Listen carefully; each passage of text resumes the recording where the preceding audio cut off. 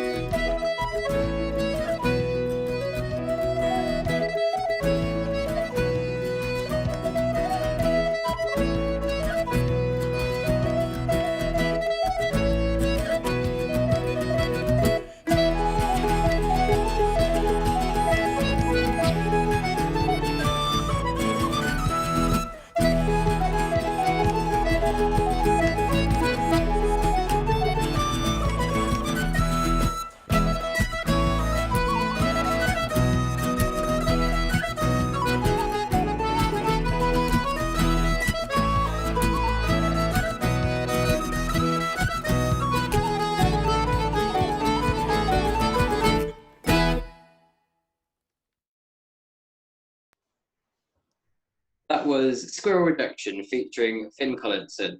And Finn is here with me now. Hello, Finn. Hello, Eli. It's lovely to be with you. Yeah, lovely to have you here. Thanks for joining me. Uh, Total pleasure. I'll kick things off straight away with a question about this kind of lockdown recording, because Yeah. recording a normal album or an album in normal times, not in lockdown, I suppose it's different to the way you have to do it during lockdown. So this album was recorded by everyone separately, kind of at different times, and then Yeah. the parts edited together later.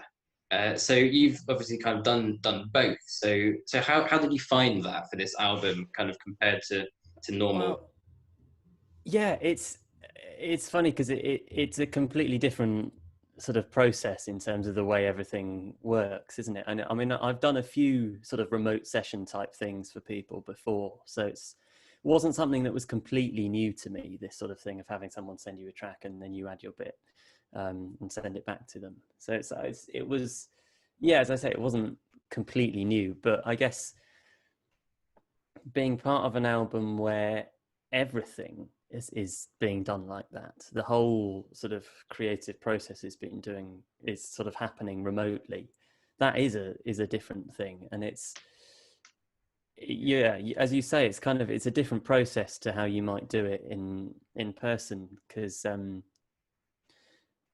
I guess in some ways there's less freedom in it, because if you're in the same room as someone and you play something and you go, oh, I could play this here, what do you think of this? And you can sort of bounce off each other a bit more. Whereas if you've just got a track, then you've kind of either you've just got to kind of do exactly as you're told, or you've got to make make a decision to not do what you're told.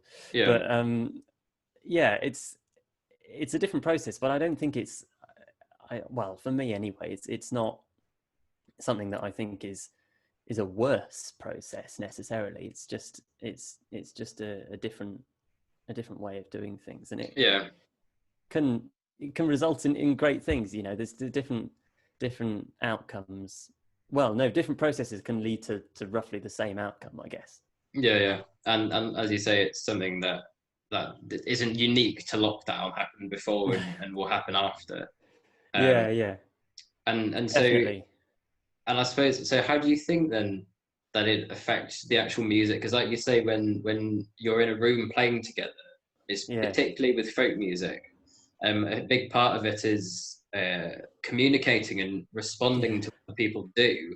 And when you're playing together but not at the same time, that's a kind of yeah. slightly different mindset you've got to get into. So how do you think that kind of affects the music?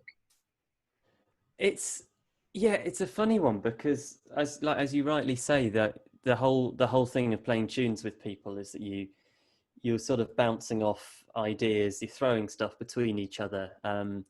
I guess being the second person to record in this sort of virtual way of doing things means that you've got to do all of the work as far as that's concerned, because to make it sound like a convincing thing, or to make it sound like it was done in one space, you've got to sort of pick up on what the other person is doing and incorporate some of that into your own playing, um, in the same way that you would do normally. But I guess normally they would then do that in return, and it would kind of, Yeah, you'd find a halfway between the two people's playing. But with this, I guess it's more just sort of completely tuning yourself into somebody else's interpretation of a tune, and then sort of taking yourself on their journey rather than kind of going on a journey together, yeah. which, It's kind of a one-sided yeah, version with a huge time delay. Like, yeah. Sort of several weeks time yeah, delay, I think it was, but between on my track, definitely. But yeah, no, it's as I say again, it's just a different way of doing things. It doesn't mean yeah, it's any worse, but it's just a um yeah, it really requires a lot of detailed listening to what you've been given. Just sort of listen to every little nook and cranny of the tune, and find the ways of kind of making that blend and making that sort of stuff like articulation and ornaments and stuff like that, and just sort of making those compatible with what you've been sent. Yeah. So it's not an easy process really, but I quite enjoy it because I'm quite a nerd like that. I quite like sort of going into the details of stuff. But yeah. Comes with its own advantages as well. yeah. So was this then something you'd done before, kind of home recording? Because at the beginning of lockdown, there was kind of a bit of a scramble for things like headphones, mics, web cameras, as people realised we'd be in this for a while. So did you kind of already have that equipment and the experience to record in this way? Well, I had the equipment. Yes, I did. So I did have I was quite lucky because I've got this sort of small studio setup, which is in the cellar of my parents' house, which is this lovely little space that I've sort of claimed as my. I call it a studio. It's just a room with some mics in it, really, but I think that means it's a studio. Yeah. So I was quite lucky that I sort of set that up about a year ago. No, just over about 18 months ago. When I made my album, so we did most of the recording for my album. We did there, and I was in quite a good position because I'd had that experience to sort of get to grips with the using the equipment and stuff. I'm a long way off an expert, but I sort of know my way around it enough that I could do what I needed to do for doing remote sessions for people and online stuff. So yeah, it was. I was quite lucky in that respect. It kind of worked out all right for me. Yeah. But, very good. So a question about kind of the music side of it and the album they relate. So how did you find, and it might be weird answering this question to me, but don't hold back. How did you find being a featuring musician on someone else's album? I suppose it differs from when it's your own album and I suppose the creative control is in your hands. But in this case, it was largely in my hands. So some people kind of may find it, may want it to be kind of prescriptive and be told what to do. Others may want more freedom. So how did you find that kind of being a featuring musician on someone else's album? So, I love doing that kind of thing, just playing for other people, playing other people's music, and kind of getting to know other people's writing styles and arranging styles and things. Because I think that, I guess on quite a selfish level, that just all sort of feeds back into what I'm doing and just enhances my own music making, sort of my personal stuff. But I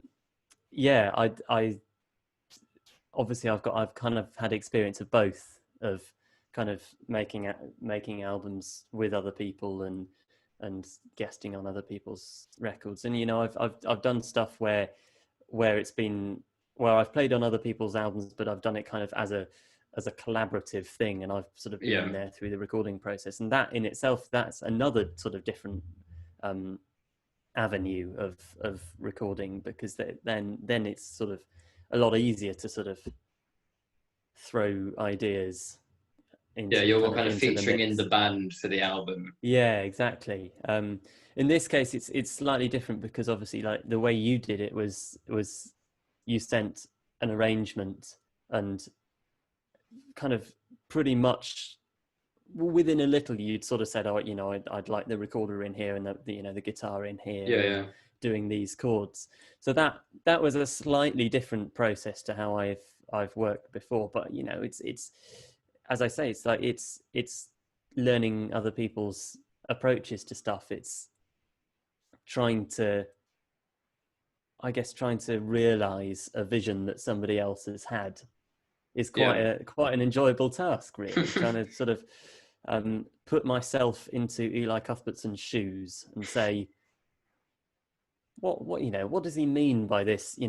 By what he's written here. What does this what does this mean in terms of how I'm gonna play my parts or whatever? So it's a great challenge. It's a great challenge. It was a lot of Yeah, fun. and I suppose that's in a way is another aspect where it really differs from if you and I were kind of arranging and recording that in the same room, you'd Yeah, kind yeah. of hear it, and I'd hear what you're doing, and that would speed things up by about a few You'd be weeks, able to say, "No, Finn, that's awful. Don't do that." But there was sort of less scope for you to do that, I guess. Yeah, more freedom. Well, yeah, that's not kind of not thought of it like that before. But yes, I guess I did sort of have more freedom in that you weren't there to sort of tell me what not to do. I'm sure it'd have Yeah. all been the same feedback if we were in the same room, but yeah, That's very kind. you make a Yes. good point. So then one more thing kind of on the music and lockdown side of things, how did you so I suppose with gigs cancelled for the foreseeable future from March and April onwards, um I think some musicians found uh, a bit of a kind of harder to be motivated without the almost the deadline of a gig, and Yeah. that's what you're working Yeah. towards. And some people found it almost easier to get stuff done, and finally found the opportunity and time to do things they've been meaning to do for a while. So Yeah, how was like that side of things make an for you? album of 19 compositions, for example. Yeah, so yeah, I mean, I'm I'm in quite a fortunate position as far as that's concerned. In that I'm I've got one more year of my degree course here in London, and it's a strange time to be a student, but at the same time, I'm kind of counting myself very lucky that I'm not in a position where yet I'm needing to sort of rely on music as a sort of full-time thing. So in that respect, the sort of gig cancellations was kind of more of a just a genuine disappointment and kind of rather than a worry over the finances of it. So I know I'm in a better position than most musicians in that respect. Uh, so, but yeah, you're right that the sort of lack of motivation that does kick in. And I've sort of said to myself at various points during this lockdown that I'm gonna try and do a load of writing. I'm gonna sort of start to put some new stuff together for I've got sort of a couple of different bands that I'm working on at the moment, and all of which need new music. And it's hard to sort of find the sort of the space in your mind, I guess, where you can work on that without having that sort of feeling of, oh, but there's no gigs, that sort of looming over that kind of creative process. But yeah, I guess I've sort of used the time more to just sort of to reflect on things that I've done up until this point, and think about which direction I want to take things in next. And just I've just been listening to a load of music as well, just sort of finding it's great to see people sort of making the best of the situation, with online gigs and sharing collaborations and things like that. And it's I've not really done anything very much in terms of streamed gigs or anything so far, in terms of my own music, but very much feeling inspired by those who have, and finding those points of inspiration and those things that sort of carry you forward. Those, it's just tuning into somebody's live stream, or it gives you the same feeling that you would have if you went to see a gig in person. It's not quite the same feeling, but it's the closest thing, I think. Yeah. So and it's not quite the same, but it's almost, I think, offset by or balanced out by the fact that it's happening despite these weird times, yeah, which almost exactly. brings it up, in itself. Yeah. And we'd all love to be together in the same room and everything, but the thing is, I guess we're sort of taking comfort in the fact that we're not doing that to keep each other safe and to sort of for the wider sort of good, or the kind of public good. They're good, yeah. That was very bad English there, but No, you know what no, I not mean. at all. I think, yeah, for the good of everyone. Yeah, Um, exactly. yeah. Well, I think that is sadly all the questions we have time for. I would love to go on and on about the situation in music and things like Yeah. that, but Well, you've got a load of really awesome other people to be talking to, so indeed, I I won't cannot keep wait. you. uh, so I'll quickly let the people watching know how they can listen to more of your music after hearing a kind of sample in that track. So Finn's debut solo album, Call to Mind, was released last year in September 2019 and features guest appearances from top folk musicians including Archie Churchill Moss and Catriona Gilmore. It is a diverse and creative exploration of the contemporary folk genre with exciting and sensitive arrangements of traditional and contemporary tunes and songs. And you can find the album on Finn's website, finncollinson.com, and follow Finn on social media to find out about updates about all the various things that he's got going on. So I think that's all from us for now. So thanks for joining us in the live stream, Finn, and speak soon. A pleasure. Yeah, speak soon. Look after yourself, Eli. Yeah, you too. Bye for now. That was a chat I had with Finn about his track Squirrel Jackson and music and lockdown generally. I look forward to having more conversations with featuring artists throughout the rest of this stream, so do stick around. Unfortunately, that had to be pre-recorded because Finn couldn't be here live today. The rest of the artists will be live, so do feel free to ask any questions you have in the comments on Facebook or YouTube, which are live, so I'll see those. And it's been very nice to see comments already as well, so do keep those coming. That's been really lovely. So we'll have another track in a moment, but just before we do, I'll take this opportunity to remind you that 100% of the profits of this album go to help musicians. So if you'd be able to share this stream right now as it's happening and share the news about the album, I'd hugely appreciate it. All of the musicians playing on the album and other people who helped make it happen donated their time entirely for free to help maximize the amount of money that goes to the charity. So anything you can do to share it or buy it if you can would be hugely appreciated. It comes out on Friday next week, so that's the 2nd of October. That's also Bandcamp Friday, which is where, so the first Friday of every month, Bandcamp waive the fees that they normally charge, which is very kind of them. They normally take a small cut so they can run their services. But next Friday, they waive that, so 100% of what you pay goes to the album, and all of that minus postage pretty much goes to the charity. So that's a good day to buy it if you can. Today, it's in fact available for pre-order on Amazon, iTunes, and Google, I believe. So you can also pre-order it from today. Although I would recommend, if you can, waiting till Friday and buying from Bandcamp so that even more of the money goes to help musicians. Like I said, that would be fantastic. Yeah, so I think on to another track now.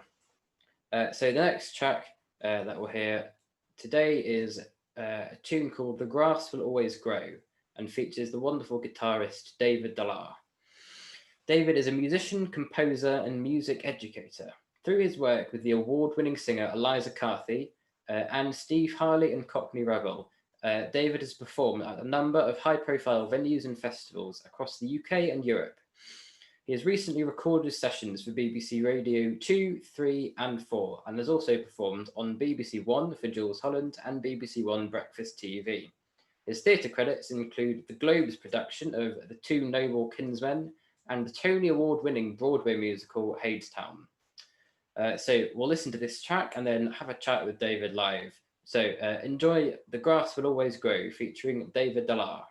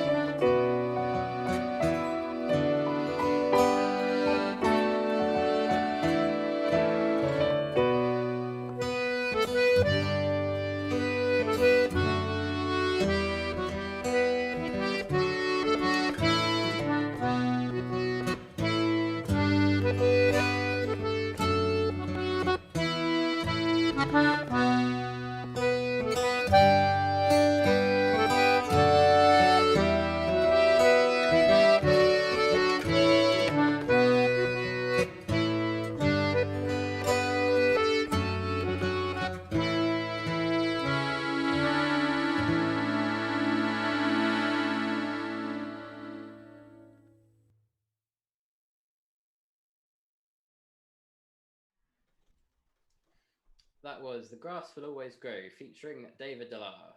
And David is here with us live. Hello, David. Hello, Eli. Hello, everyone. Hello. Thanks for joining me. Uh, so I've got a couple of questions for you just about music and lockdown and stuff, sticking with the general theme. So I'll kick things off. I'm just wondering, so in the bio that I read out about you before the track, it says you're a musician, composer, and music educator.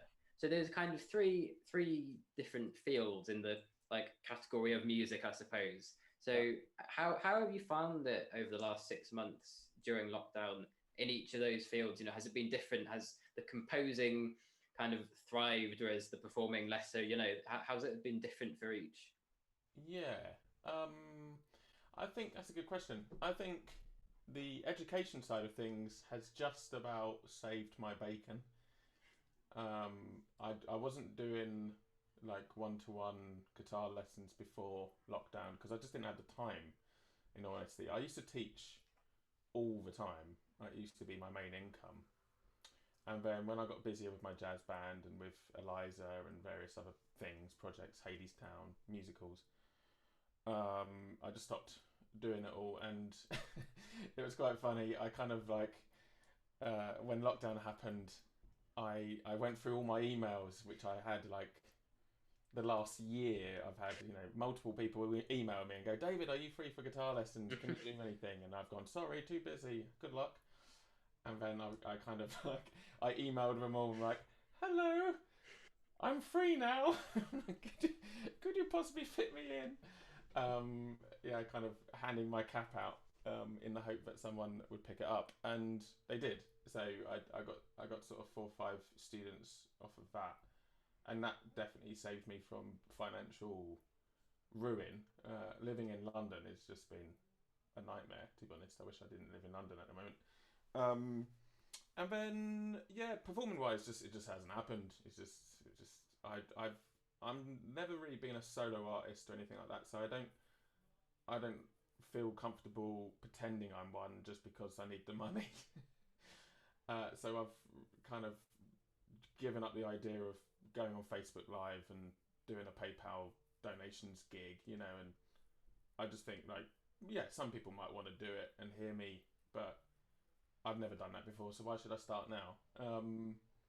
So that's just gone down by the wayside. And then the sort of composing side of things, more often than not, these days I'm asked to arrange or help develop musicals. So I've done a bit of that. That's been quite good. So I was at Snape Maltings a couple of weeks ago, um, developing a new musical with Maz O'Connor, which was really exciting, and she got me Yeah. to kind of develop the chords and the arrangement a bit and work on like how we can interpret the themes and develop those into different modes and that sort of thing. So it's not technically composing, but it's more helping the bigger sort of arrangement side Yeah. of things. Producing, maybe. I don't know. Yeah, kind of. Yeah, but yeah. So that was really good, and I did a little bit of that for someone else as well. Laurel Swift, she sort of around sort of May or June, we managed to do it all online, which was a lot of work. And it was the same sort of thing, developing ideas and like putting my own twist on the chords. And often composers give me just the chord, like you did, and then I would just interpret that and throw out ideas. And if they go, it's really good, or can you do something else? So I just keep mixing it up until someone says, yay, you know. So yeah, I think education and composition side of things has definitely been more useful than the performance side of things. Yeah, that makes sense at the moment. Yeah. So that kind of brings me on to another point, which was how did you find the process for playing on someone else's album? Like I think I asked Finn as well. How do you find being a featuring musician on someone else's album? You know, you said like I gave you a chord and you kind of interpreted that, which is brilliant. So to what extent do you kind of like bring your own ideas, or and as opposed to just doing exactly what you know what I sent, and I'm glad you interpreted it much better than what I told you. But how does that process kind of work for you? Yeah, it's different for every artist I work with. Some people give me complete freedom to play whatever the hell I want. Eliza, she's she often just kind of goes, "Oh, I want it to be angry," or she uses sort of like descriptive words to describe what she wants, rather than say these chords, please, Dave. Every now and again, she'll come up with an idea and go, I definitely want to have these chords at some point, and then I kind of work my way around it. But when like you did, you gave me a sketch of, play this softly with these chords, and then this bit happens here, and can you play the tune here? When it's stuff like that, I really like that, because the guitar is like a stupid instrument. It's like, you got 4 or 5 ways of playing the same note. So on a piano, C3 will only ever exist once, in the middle of the piano. On a guitar, you'll hear that note played across the 6 strings at least 4 times in the same way. And what that means is that you can find loads of inversions of the same chord with various sort of octave leaps and the tonality of the actual note itself. So like you get a very bright sound down by the nut, but then you get a very warm sound by the 12th fret, and then you get a sort of very hollow sound further up.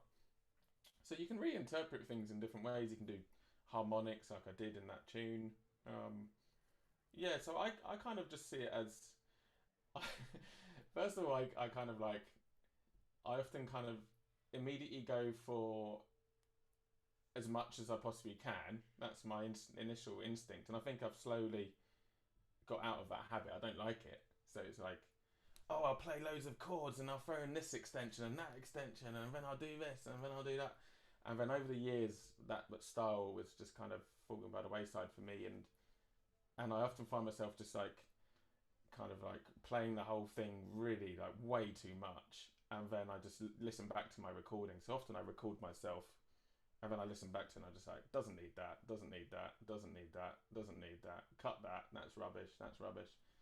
And I did a lot of that. I probably recorded your track about 4 or 5 times before I just reduced it to what it was. And I think like the simplicity is key, but also you want to have enough sparkle and harmonic interest in there to actually make it interesting to listen to. Yeah.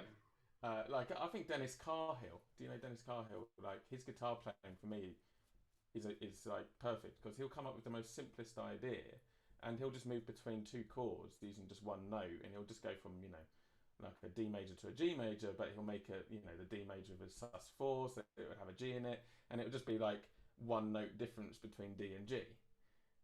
And the way he phrases it on the guitar and stuff like that just really like ties it all together very concisely, but very like open for interpretation by other players. And I try to do that myself, but I think I'm not as talented as him, so often I like, oh, let's play some more jazz chords, just because I probably freak out if I'm not doing enough to impress people, Yeah, no, that's really, really interesting. Yeah, nice to kind of find out the process behind the track. Yeah. So you mentioned earlier playing with other people like Eliza Carthy. So during lockdown, how did you find that? How did you kind of continue the playing? So like did you get a chance to play in person, and how did the Laurels traveling with Thomas on online Zoom gigs and stuff? How was that kind of thing? I'll be brutally honest. It's hard, and it pales in sort of comparison to normal gigs. It's like I did one set by myself, which was like a pre-recorded 30-minute set for Kieran Algar's collaboration festival thing he did right at the very start of lockdown, and I sat there and I recorded myself 5 times, like just with a bloody video camera, and I was amazed by how much I rely on an audience to give me the confidence to play better. Like, I would stare in this little red dot flickering away, and then I'd think, oh God, did I just bum that note? I think I just bummed that note. Oh God, that sounds terrible. And then all these doubts go into your brain. Oh, am I singing out of tune? I think I'm singing out of tune.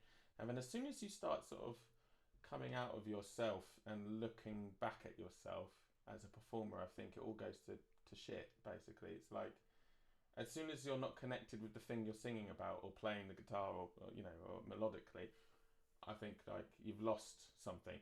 And the problem about a camera is, one, you know that it's going to be recorded forever and it's going to be on the internet, and two, there's just no emotional feedback from it. So you're like, all those insecurities that most humans have, and I have in heaps, like, oh god, this sounds terrible. Oh god, I'm playing out of time. Oh god, where normally I would have those doubts performing live, but when I look into an audience and I see someone going, yeah, this is cool, I'd go, oh, it's okay. That guy's enjoying it. Oh, maybe this is going to be a good gig, you know. And then I'll start playing better, and then that being sort of, you know, like, it's such a two-way thing, and I think I didn't realise just how much it is a two-way thing. Yeah, that really makes sense. And it was like a massive sort of realisation that, wow, like, I really do rely on the audience to make me play a lot better. It's one thing to be sitting in a studio when you're surrounded by bandmates and producers going, yeah, that's great, Dave, do another take or whatever. But to sit in your room by yourself, like just playing to like no one, is hard. And I've got a lot of respect for people who have managed to do that online. Travelling up to Eliza's, I did one for Eliza for the Front Room Festival Folk on Foot thing a couple of weeks ago, maybe a month ago now, and that was amazing to actually just like actually see her. It was wicked, just to kind of like, and we were really buzzy, like we really buzzed. That gig was really, really good. I reckon that was probably one of the best sort of sets we've ever played as a duo. I mean, we don't really do gigs like as a duo, really. We've only done a handful of them, but that was, you could tell that we've not played together because we were just so excited. You know, it was just very giggly and fun. And yeah, we did like these, you know, like video sort of collaboration things earlier on in lockdown, and that was just, oh, it's just dreadful. it's just like mobile phone recordings, and like, you know, Eliza was like, Dave, you've got a degree in music tech, you put it together, you know. So I was like, oh, okay. And I'd be getting sent reams of audio and video and trying to piece it in like iMovie, and it was just like, it took me, you know, a week, 9 hours a day, every day, just sitting there like cutting and chopping, and it all goes out of time, and it's just, I don't think people realise how long these videos take to edit. It's insane. So I'm glad we're not doing that anymore. What else have I done? I did a Zoom gig with my bro as well. That was really cool. I think that's probably the best thing I've actually done in lockdown without an audience. You know, it's like the Zoom gigs are good. I think that works because you can actually see people's faces and they can ask you questions, and it does feel like there's someone there. It's the closest thing you can get, I think. So Oxford Folk Weekend are doing those, and well worth checking out. Yeah, Zoom gigs have certainly increased during lockdown as of the split screen videos you were talking about. Yeah, which is not the same as playing live. No. I think that is all the questions we have time for, Dave. Thanks so much for coming on. I'll just let people know how they can listen to more of your music, having again heard a sample of what you do in that track. So people can go to daviddelarre.co.uk to find links to your various things, as well as daviddelarre.bandcamp.com to listen to your EP Blue Beginnings. Yeah. Is that right? Yeah, that was quite a while ago. Yeah. That's when I had hair. Well, if you want to listen to what Dave sounds like with hair, then check that out. And you can also... It's not hair metal, though, Eli. Don't get excited. It's not hair metal. I'm very disappointed, Dave. Also, Dave has a YouTube channel with an abundance of tutorial videos for folk and blues and stuff like that. So have a look at that too. Dave, thanks so much for coming on. Been really interesting talking to you. Speak soon. Yeah. Thanks very much for having me play on your album as well, mate. I really appreciate it. Pleasure having you on. Cheers. All right. Goodbye. See you soon. That was David Delarre. And in fact, before that, his track, The Grass Will Always Grow. So we'll have another track quite soon. But just before we do, we'll also remind you. So, like I said earlier, everything goes to help musicians. All the profits go to help musicians, and all of the people involved donated their time for free, and that includes. So I should say all the tracks that you're hearing throughout this live stream were mixed by myself and the wonderful Ellen McGovern as well, and they were all mastered by the brilliant Neil Ferguson. So huge thanks to them. And the CDs, which I might have mentioned, which you can buy from next Friday, are courtesy of the wonderful Burnham CD, who are a brilliant Scottish CD company who really, really generously offered to print 300 CDs for free, again, to maximise the amount of money that goes to help musicians. So incredibly grateful to them. And I think we'll have another track now. So very excited about the next one. So, well, excited about all of them, really. The next track is called The Doorbell and the Bread Maker. And it features the wonderful Sam Sweeney. Sam has been called one of the defining English fiddle players of his generation by Mark Radcliffe. And he is at the forefront of the revival in English traditional music. Sam is a winner of the Musician of the Year BBC Radio 2 Folk Award, a veteran of the mighty Bellowhead, founder member of the acclaimed instrumental trio Leveret, and former and inaugural artistic director of the English Folk Dance and Song Society's National Youth Folk Ensemble, which is in fact how I met Sam. So we'll have a chat with him soon. Like I said, feel free to ask any questions you have in the live Facebook or YouTube comments. But in the meantime, this is The Doorbell and the Bread Maker featuring Sam Sweeney.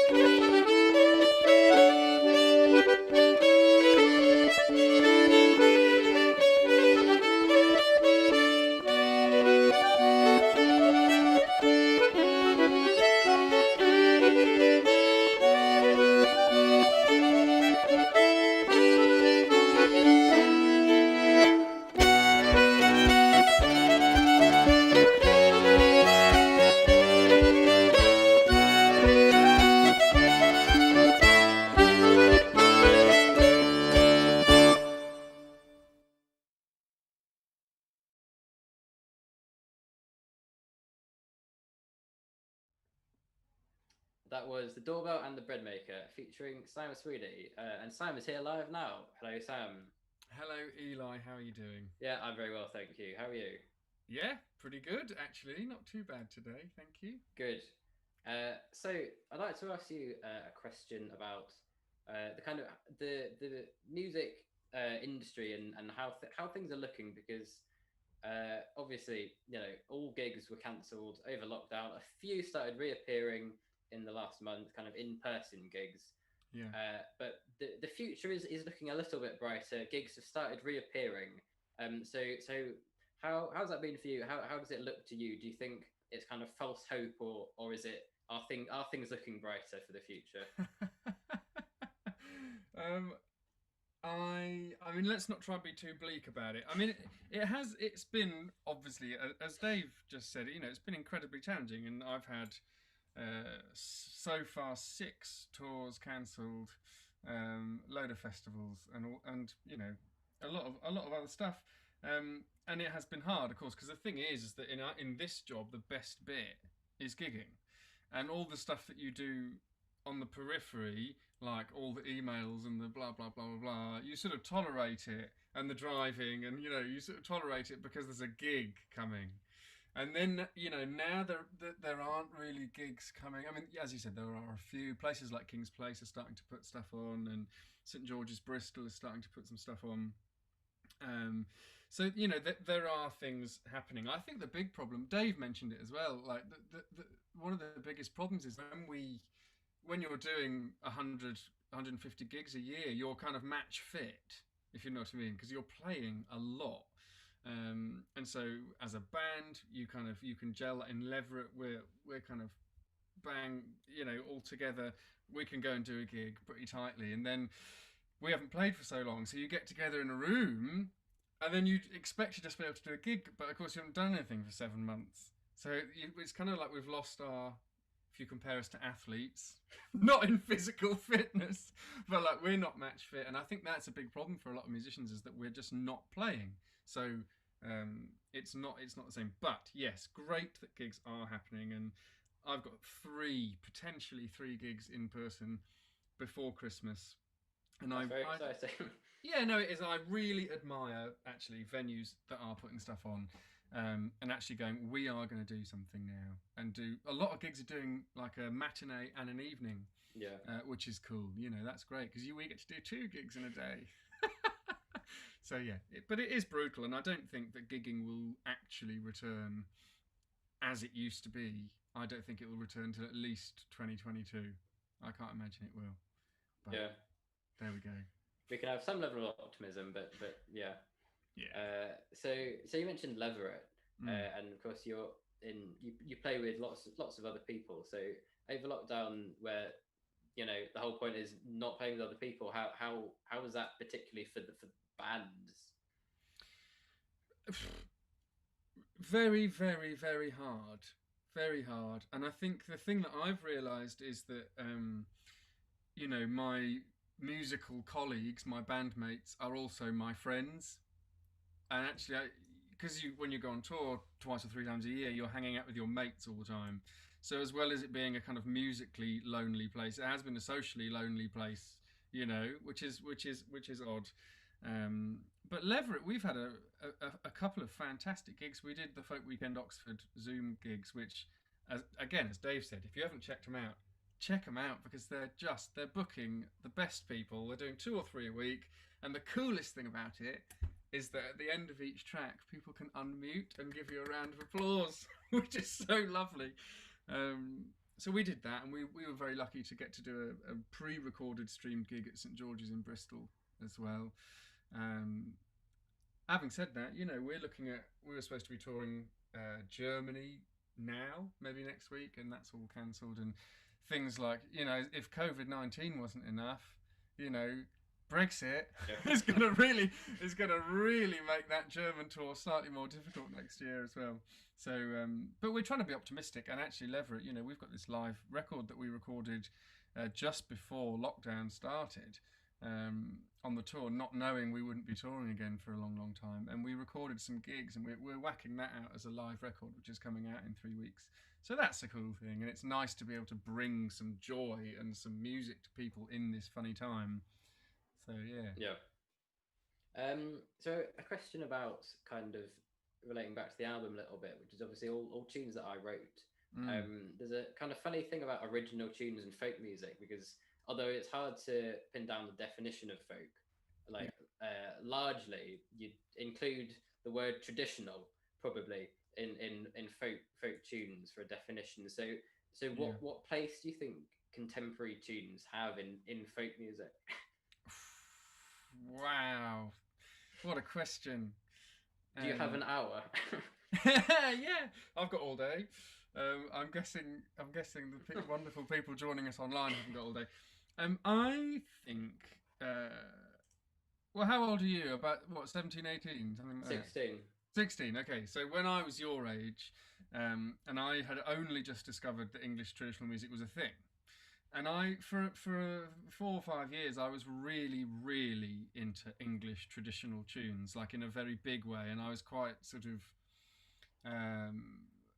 I don't know how to say really, but kind of overprotective of them, and sort of like, this is my tradition, and I love the traditional ones, and I don't like the new ones, kind of thing. But actually, now I'm an old man. I sort of realise how ridiculous that is, because of course every tune has been written by somebody, and every tune was contemporary at some point.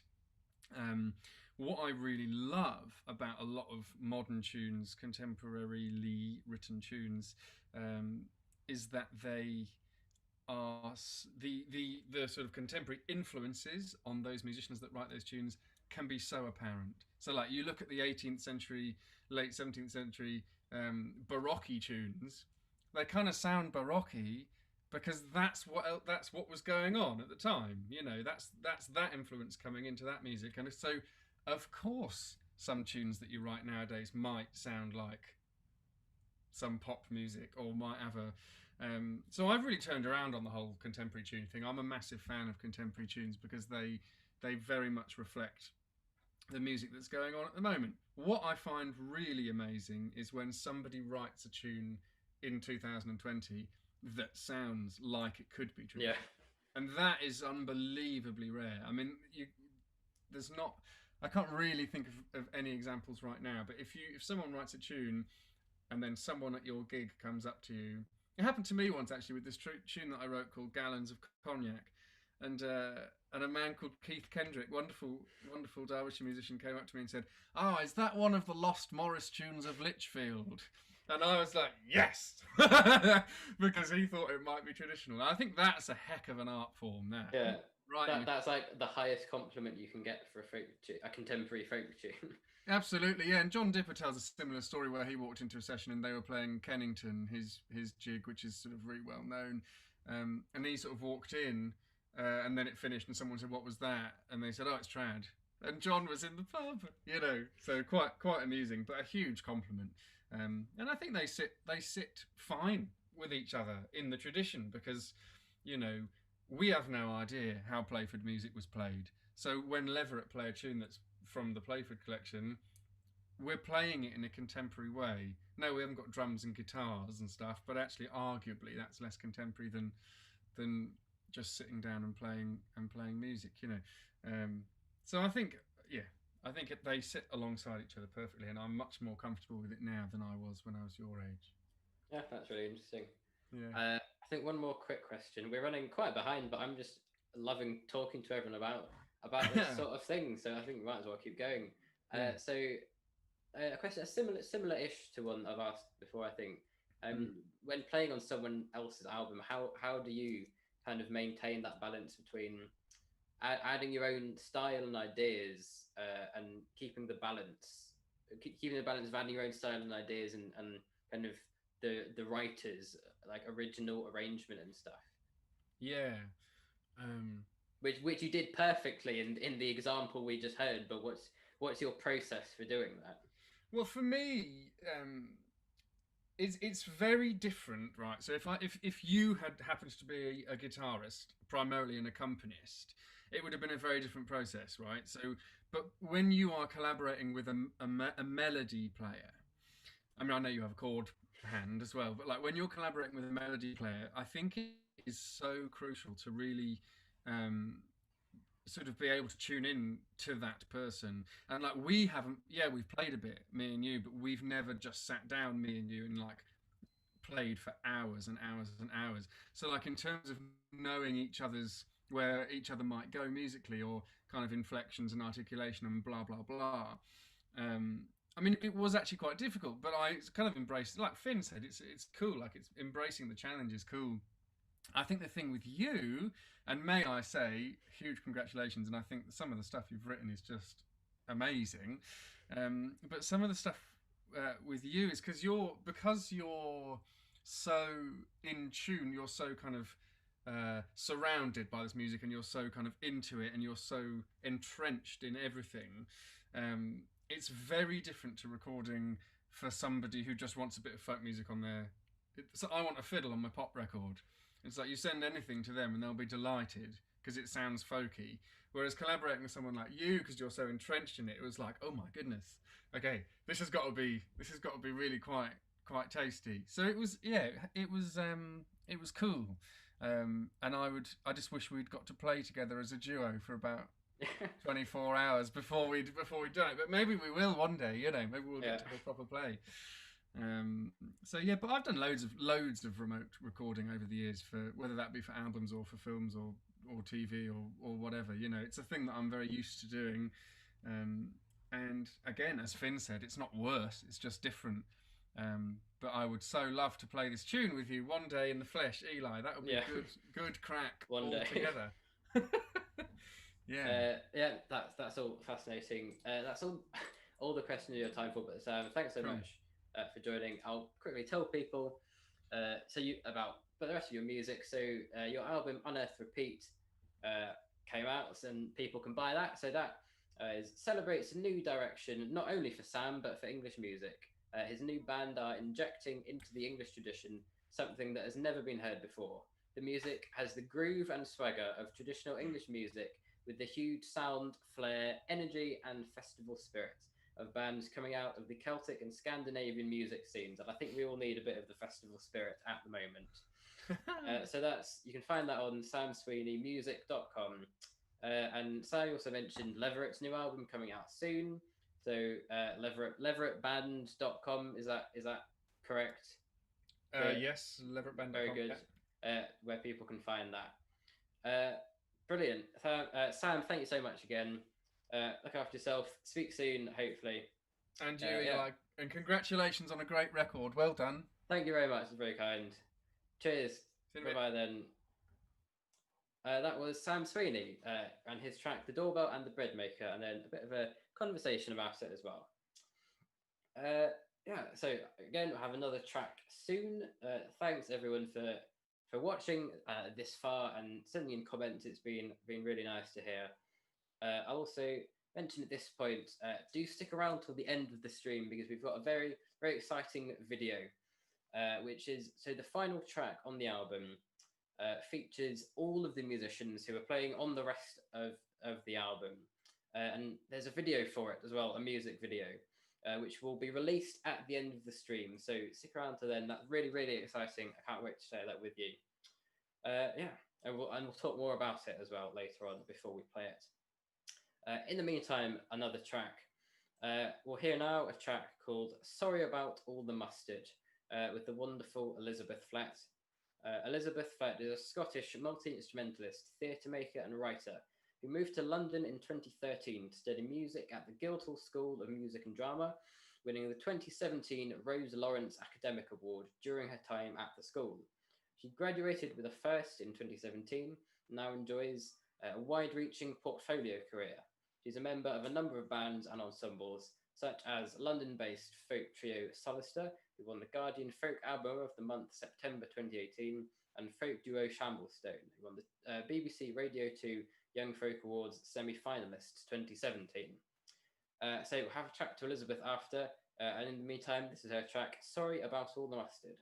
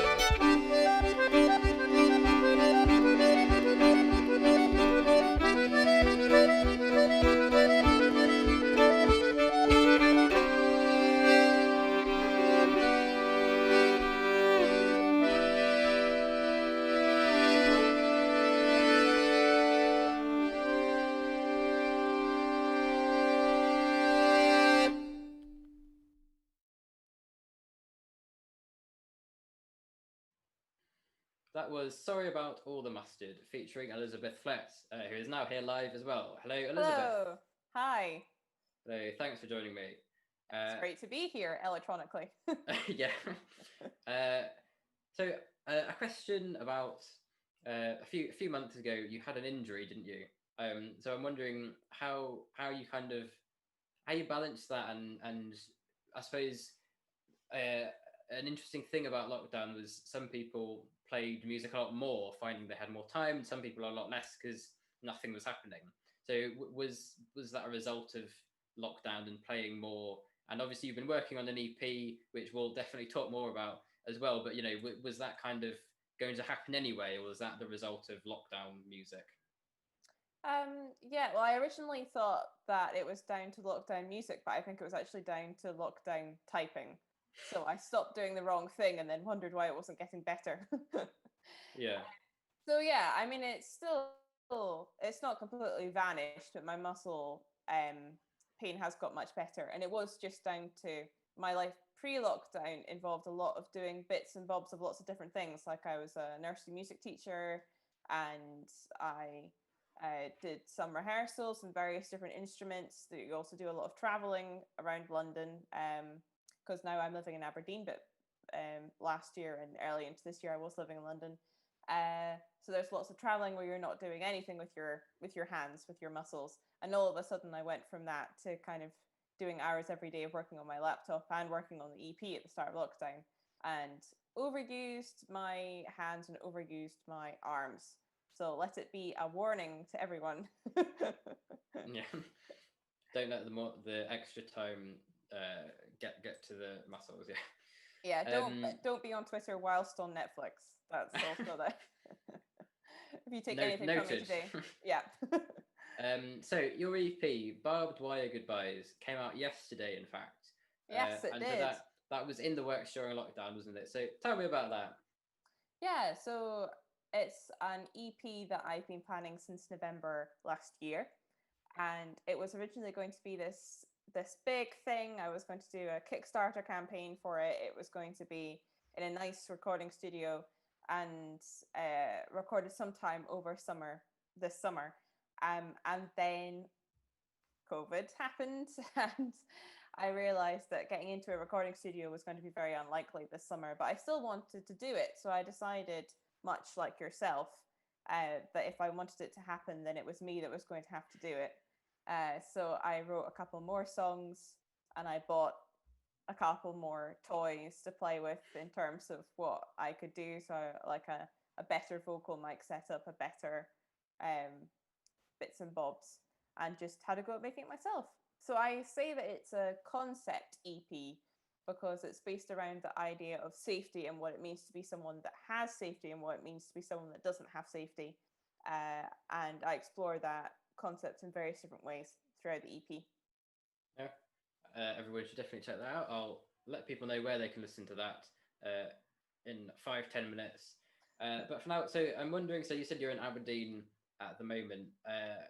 So you've travelled around a bit from Scotland, but lived in London for a bit. So I'm wondering when you're playing English music or music from not Scotland, how does the kind of Scottish background influence that? Do you think you kind of play in a Scottish style, or is it just kind of your own style that maybe was influenced by Scottish music, but by other things as well, or what's that like, do you think? That's a very interesting question. English, I'm not quite sure. I haven't stopped to analyze it, so I'll be doing that now. In English music does sound very different from Scottish music. I think there's maybe a really nice simplicity and a dance focus to English tune music, whereas Scottish music, maybe because there's more of a pipes tradition, it's maybe slightly more ornate. That would be my take anyway, off the top of my head. So I would maybe add more twiddles, more ornaments to English tunes than English fiddle players might automatically add. That would be my guess. I mean, it's interesting. You never really stop to hear what you sound like as you play, but that would be my guess. But I'm sure after, I mean, I was down in London for 6.5 years, and for quite a few of those years, I was doing bits and pieces at EFTIS and playing with English folk musicians here and there. So I'm sure that their style, the English style, has rubbed off on how I play Scottish music too.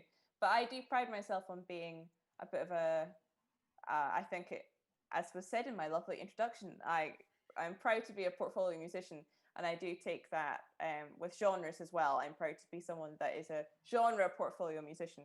So there's always lots of bits and pieces that I have heard or learnt from people from all sorts of different kinds of music that I take into my playing and kind of mush it around to make something that hopefully sounds mine, you know. Yeah, I think that's a good place to be. So you were recently announced that you were nominated for the BBC Radio Scotland Award. So congratulations, firstly, and tell us about that. So I have been nominated for the semi-finals for the BBC Radio Scotland Young Traditional Musician of the Year Award in 2021, which is very exciting. It's a strange year to be nominated because all of the usual things that happen aren't happening. But we will all be going to Glasgow. Fingers crossed. It's a little bit exciting in Glasgow right now in terms of COVID cases. I'll be going to Glasgow on the 2nd and 3rd of October and doing a very socially distanced semi-finals to our 4 judges and no one else in the foyer of the BBC Radio Scotland building. And then the people that get onto the final. So there's 6 semi-finalists, and then that's whittled down to 6 finalists. And the 6 finalists usually get to play a concert at Celtic Connections, but TBC. Yeah. But it's great to be a semi-finalist. I'm very excited. Yeah, well, best of luck with it happening and everything like that. Yeah, fingers crossed. I think that's again unfortunately all the questions that we have for now. But so your EP Barbed Wire Goodbyes, which came out yesterday, like I said, it's available to stream on Bandcamp, Spotify, and iTunes. So I would highly recommend people do that, or even buy it on Bandcamp. In fact. So it's a mini concept album, like you said, with the overarching theme of safety, which spans topics such as homophobia to climate change, World War I to our 21st century refugee crisis. So elisabethflett.bandcamp.com is where people can listen to that and buy it. So You're on it. Head there as well.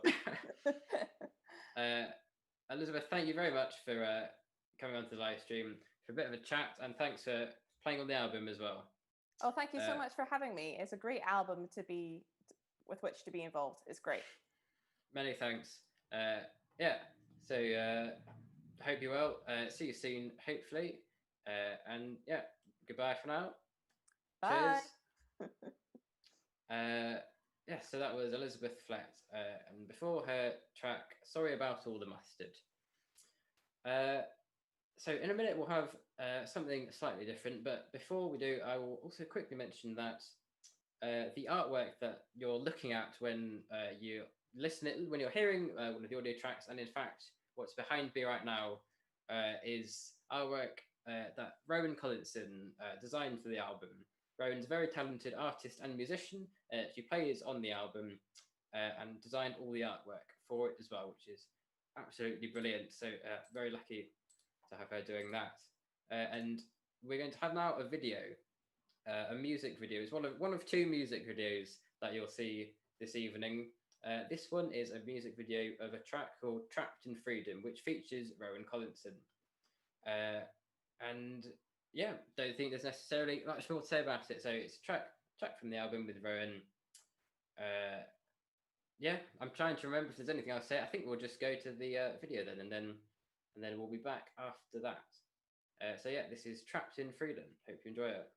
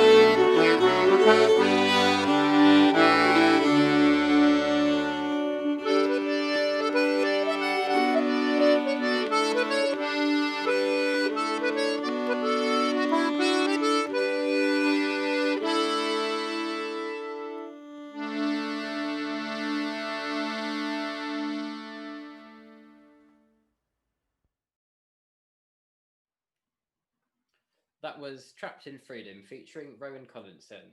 That's one of the tracks off the album COVID-19 Compositions.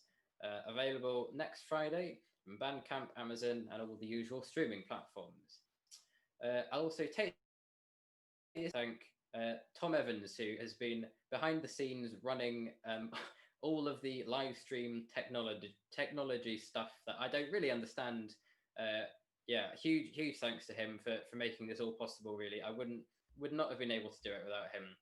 And if you tuned in 5 minutes early before the live stream started, you have heard Tom's track as well, not Innsbruck, that was playing then. So we'll move on to another track now. It's a track called Sky, and it's a bit different because out of the 19 tracks, I'm not actually playing on this one, so I get to sit back and relax right now. The featuring artist on this track is a wonderful band, Don't Feed the Peacocks.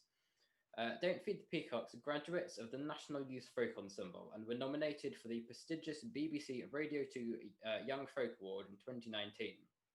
This hugely skilled and energetic band are quickly carving out a notable reputation on the live circuit, performing at venues and festivals such as Cecil Sharp House, Music Port Festival, and Beverley Folk Festival. Inspired by reggae and jazz as well as folk, their own contemporary tunes sit comfortably alongside tunes from the British tradition. They have been called a horribly young, infectiously enthusiastic, and wonderfully skilled bunch of musicians by Jimmy Aldridge and Sid Goldsmith. So this is a track performed by Don't Feed the Peacocks called Sky. I hope you enjoy.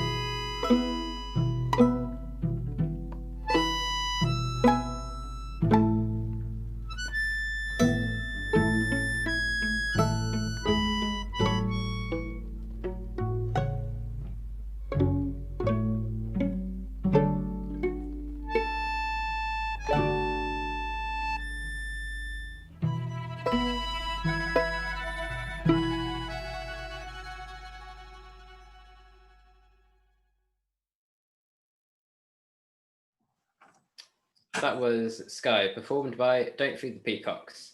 And we have Phoebe as a representative from Don't Feed the Peacocks here. Hello, Phoebe. Hello. Hi, Eli. Hello. This track on the album worked a little bit differently to some of the others in that I'm not playing on this one, which was quite nice for me. And unlike some of the others where there was an arrangement, but it wasn't, dictated to the note, I wrote a score for this one because of the kind of number of musicians in the band. So how did you find that as a folk musician? I know sheet music's not usually the deal, but so how did you find kind of having a score? And again, be honest, I won't be offended, but it was a challenge for sure. It was quite because there was a few alternative techniquey bits in, so sort of getting my head around what it all meant and doing it in sections and all was quite a challenge, but it was a fun challenge, and good. It was finished. Rewarding. Yeah. And so as a kind of band during lockdown, we touched on it earlier in the stream as well, it perhaps trickier. Even just as a soloist without gigs and stuff, it's hard, but as a band, you can't get together in the same way for part of lockdown. So how was that, and how did you kind of find ways around that?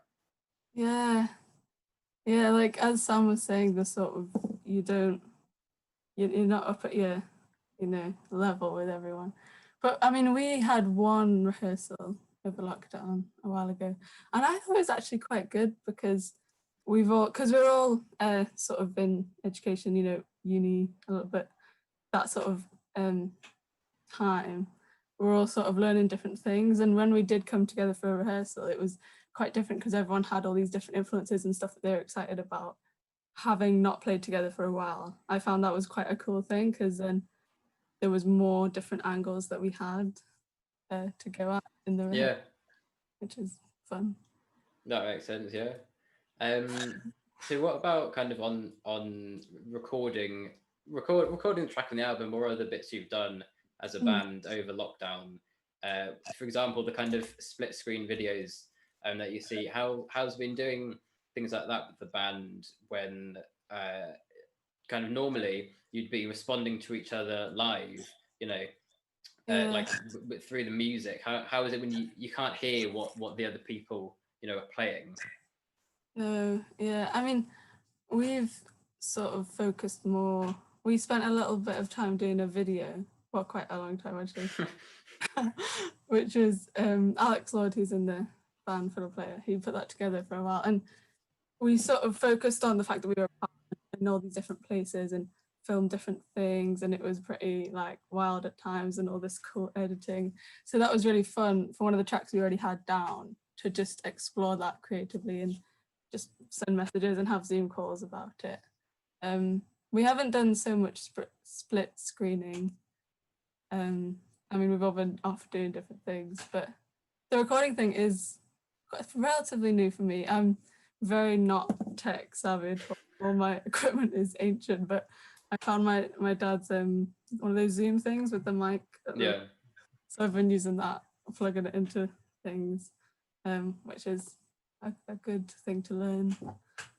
Yeah, so kind of taking it as an opportunity almost to explore new things. That's great. So tell me about the video that Don't Feed the Peacocks made, Barefoot, and how that all worked, because it's not one of those split screen videos with different boxes. It's a bit more to it than that. Quite a bit more, really. There's a whole lot to it. So we sort of had a slight storyline that we were thinking like this. Oh gosh, I'm live. You're live. Who to? Hello. Hi. Sorry.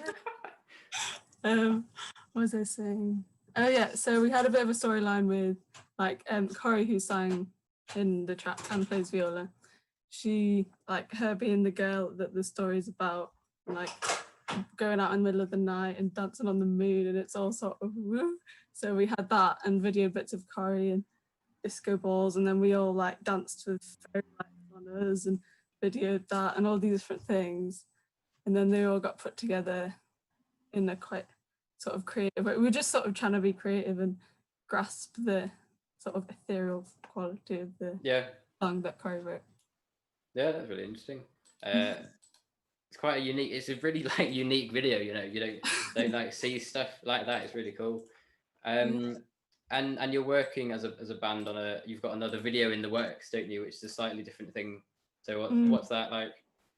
That's we sent out a thing on Facebook asking people to dance to one of our tracks, which is a Estonian flat-footed waltz.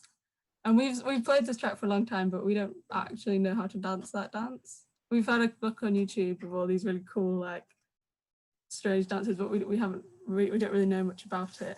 So we just got people to do their own thing and dance, and then send us the clips. And then we're just going to put them all together. Yeah, lovely. So people can find that on YouTube. Is that right? Will that be? Oh, not yet.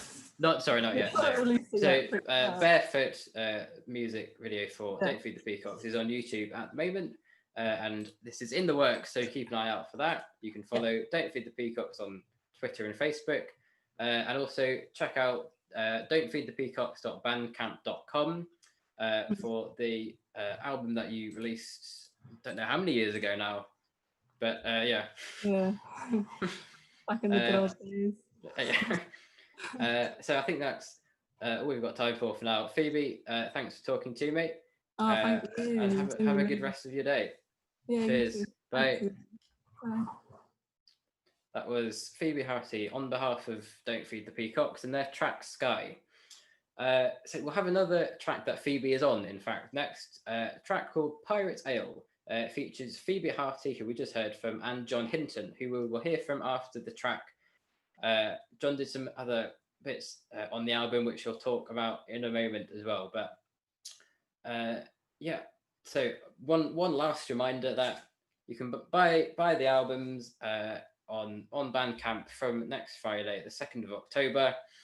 Again, 100% of the profit go to help musicians, and all of the people involved have donated their time for free, and the CDs were printed for free as well by the generosity of Burnham CD.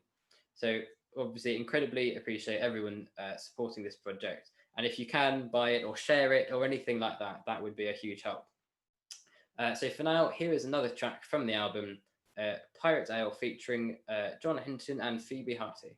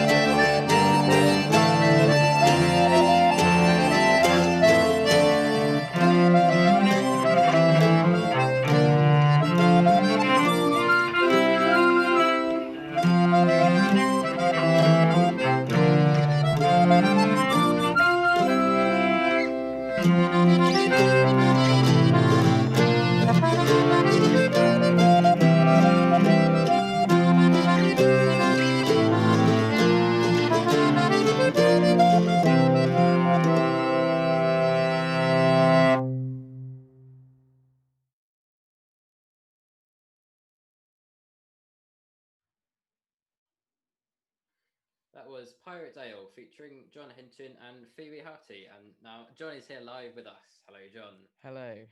Hello. John Hinton is a folk musician from East Anglia. He's been interested in folk music since first going to Shrewsbury Folk Festival in 2015. John first learnt piano, but has now widened his repertoire to guitar, fiddle, octave mandola, whistle, and more. He's about to start his second year of the National Youth Folk Ensemble. And we just heard John and Phoebe's track Pirate's Ale. And so as well as playing on that, well, in fact, let's talk about that track first before we move on as well. So how did you find that track where it was kind of three of us, you know, as opposed to just two? How was that working with some of the musicians remotely? That track was interesting because it was a mix that you almost didn't quite get in some of the other tracks. It's not two people and it's not like a whole band, and it wasn't necessarily a mix of instruments that personally I'd have thought of, but you get this really, like, I feel like you get a very wide tonal range and a very wide, like, sort of pitch range as well, which I think made it really interesting, and it made a really cool effect for that track in particular as well. And it was just interesting. I've never worked on anything like over, you know, having to do messages, and obviously with the three of us, it can't just sort of be a back and forth kind of conversation, which is, I guess, where the sort of more structured arrangements come in, like sort of telling us what to do almost. It was actually more useful. But it was a very interesting process, and it's kind of potentially even like opened my eyes up to how you could use some of the techniques, like it when you can like meet with people. So yeah, it was an interesting mix, and I definitely enjoyed hearing how the final product came out. Yeah, so did I. Another thing that you've been doing for the album, as well as playing on the track, is putting together this video I talked about. So all of the musicians who feature on the album feature on the last track, tune called "To the Good Times," and there's this music video for it. So I know you've been hard at work for a long time editing this. So tell us about that process. Wow, that was quite a process. I've been interested in making videos for a long time, and I've kind of split screened myself a bit, and I've done split screen videos with you before, but you know, that's like two people and then like maybe like 4 or 5 of me, and it is a completely different dynamic having this, you know, huge. I think there were about 16 or 17 videos to sort of compile, and it's very interesting. I liked using the fact that you can, because it's such a big ensemble, really, like, and there are lots of different things going on, by focusing the video on certain people or certain groups at different times, their bits can kind of shine out, which I know we spent quite a lot of time thinking, like, you know, who should be spotlighted when, and things, because it brings out their part, and obviously getting like a nice even distribution of all the people on the video was just, I think I've never done something as big as that. I can't wait for us to share it, because I think it sums up nicely. Only a few moments from that, but exactly, no, I was really excited to have a video for it to sum up the whole album in 5 or 6 minutes. So just before we get on to that, tell me about other lockdown music, because you've had quite a musical lockdown, I believe. So what other things have you been doing? Well, this was meant to be my A-level year, and obviously that got slightly pushed under the carpet. So I thought, well, if I don't have to do exams, I'm just gonna go full on into music, and I did. I've been doing a lot of music, and one of the things I started was something called the Tunework series. There's this tune book that is a free resource online called Tuneworks, and I'm making videos for each of the tunes in that tune book. I'm continuing to do, and we'll get back to doing a few of those. It's featured on the virtual Shrewsbury Folk Festival about almost a month ago now, which was very interesting. So that's what I kind of did at the start of lockdown. And then very, very excitingly, recently, I've been starting work on my first album that will hopefully be released next year sometime, which is incredibly exciting and something that I haven't done before. And hopefully it won't have to be so much online work, but it's nice to put my sort of music tech A level to work, really.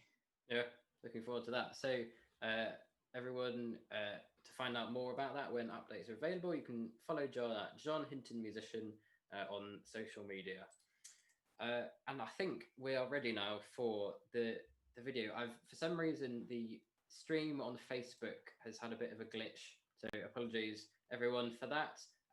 YouTube is the place to be. Oh no, maybe well, yeah, YouTube is still good. Okay, yeah, lovely. So I mean, if you were watching Facebook, you won't be hearing this because it's gone now anyway, but on YouTube it's still working. There's a comment on it, exactly. Right, just thought I'd mention that. It's also working. Again, thanks Tom for doing all the tech and sorting that out. But so we will hear now the music video, much anticipated music video for To the Good Times. So once again, this is the final track on the album. It features all the musicians who are on the rest of the album, and it's a tune called To the Good Times. So here it is, and I hope you enjoy.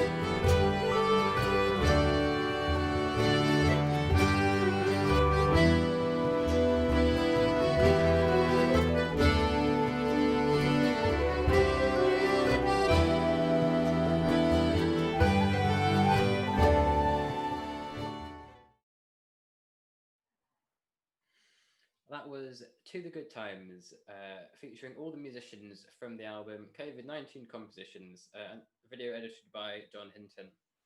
We've reached the end of our stream now to preview the album COVID-19 Compositions. Thank you so much, everyone, for watching. I apologise for the strange issue that Facebook had with the stream near the end. It held out for most of the stream, but there we are. Yeah, so one last time, next Friday, the 2nd of October, is when the album comes out. If you're planning on buying the album, it would go further if you could buy it on that day from Bandcamp. Like I said, it's available on all the kind of major streaming platforms, Spotify, iTunes, etc. But I would choose Bandcamp as your service of choice, and next Friday as the time to do it, because, like I said, that's Bandcamp Friday where they waive their fees, so even more money will go to help musicians. And like I said, all of the people involved in this project, not just the musicians playing on it, but people who mixed it, mastered it, printed the CDs, everyone's done this entirely for free to maximize the amount that can go to help musicians. They really are a wonderful charity who are giving musicians an invaluable lifeline at the moment when the industry is looking a bit bleak, and it's a bit of a scary time for musicians relying on their income from their career as a musician. So 100% of the profits go to help musicians, and because everyone has donated their time for free, almost all of what you pay is profits, and so will go to the charity, minus just like postage, and tiny bits like that to send it to you. But yeah, it's been a real pleasure doing this live stream today. I've really enjoyed talking to some of the artists. By no means all. There are many tracks, 19 tracks on the album, so a good 10, 11, 12 or so that haven't been heard in the stream yet. But I've enjoyed being able to share some of them with you and talk to some of the artists. So particular thanks to them for coming on the stream as well. And again, thanks to Tom Evans for running the tech side of this. I couldn't have done it without him. And that concludes our live stream. I hope you enjoyed that To the Good Times video. As John said, it really kind of sums up the whole project from home, being brought together through music during lockdown. And yeah, you can follow me on Facebook and Twitter to find out about updates of the album, if anything else happens between now and Friday, and after then, any other bits that I'm doing. But the main thing is, if you can, share the album, share the stream, buy the album if you can. That would be hugely appreciated by me and by help musicians. Yeah, thanks so much for watching. Really appreciate it. I hope you've enjoyed yourself. I really have. And that is all for me for now. So cheers. Hopefully see some of you soon at some point when it's safe to do so. But yeah, bye for now.